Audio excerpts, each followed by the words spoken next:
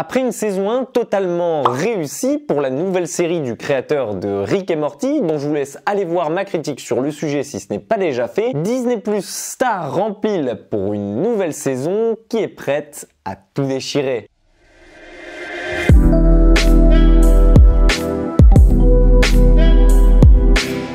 Dans cette nouvelle saison, nous continuons de suivre les aventures de Terry, Corvo, Jesse et Yumulak sur la planète Terre. Après une vaine tentative de repartir avec leur vaisseau récemment réparé et donc de pouvoir enfin s'échapper de la bêtise humaine, nos aliens se retrouvent de nouveau prisonniers de cette planète. Mais ce n'est pas ce qui va les empêcher de s'amuser, puisque comme vous avez pu le voir précédemment, ils vont continuer de foutre le bordel sur Terre. Si vous avez déjà vu la saison 1, vous ne serez donc pas dépaysé ici. Entre les missions jouant avec l'espace-temps, la découverte d'autres de leurs semblables sur Terre, ou bien même la vie qui continue dans la mini-civilisation que Yumulak a créée avec son mur, cette saison 2 se fait le malin plaisir d'ajouter une bonne dose de guests, tout en parodiant encore plus de films qu'auparavant, le tout agrémenté d'une bonne dose d'humour noir pour notre plus grand plaisir. Vous y reconnaîtrez donc facilement les allusions qui sont faites à Retour vers le futur, à Minority Report,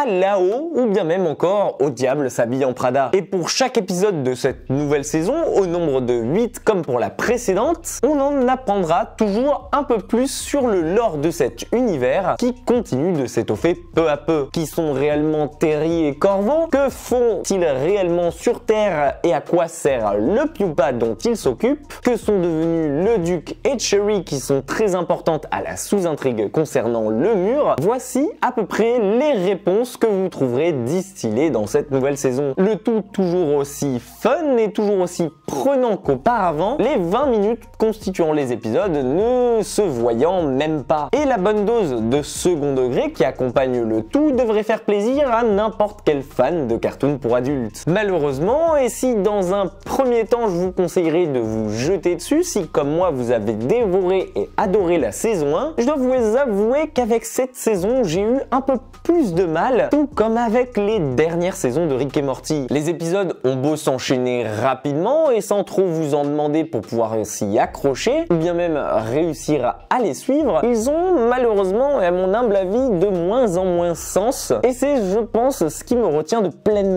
apprécier le show. Contrairement à un BoJack Horseman qui par exemple avait une intrigue bien ficelée du début à la fin et un fil conducteur qui nous permettait de plus s'accrocher aux personnages. Chose qui n'est pas présente ici puisque on sait déjà à l'avance qu'il va jamais rien leur arriver de grave. Ici on peut regarder n'importe quel épisode dans n'importe quel sens puisque c'est des épisodes qui n'ont pas vraiment rapport les uns avec les autres et à mon grand regret ne font pas réellement avancer l'intrigue ou même évoluer ces personnages. Alors je sais que certains me diront que j'en demande beaucoup pour une petite série de ce genre là, surtout qu'elle continue à nous offrir des épisodes toujours autant barrés et toujours aussi bien écrits que pour sa saison 1, mais j'ai peur qu'à la longue on se retrouve face au même problème que j'avais soulevé avec la série Désenchanté, celui de faire face à un show qui ne va nulle part, qui tourne en rond sur lui-même et qui, la majeure partie, peine à nous proposer du divertissement à travers ces épisodes. Alors bien entendu, nous n'y sommes pas encore et je vous partage juste là mes craintes concernant le futur de cette série. Mais si après 2 saisons entières passées sur Terre à observer les Solar Opposites faire les 400 coups, on pouvait peut-être partir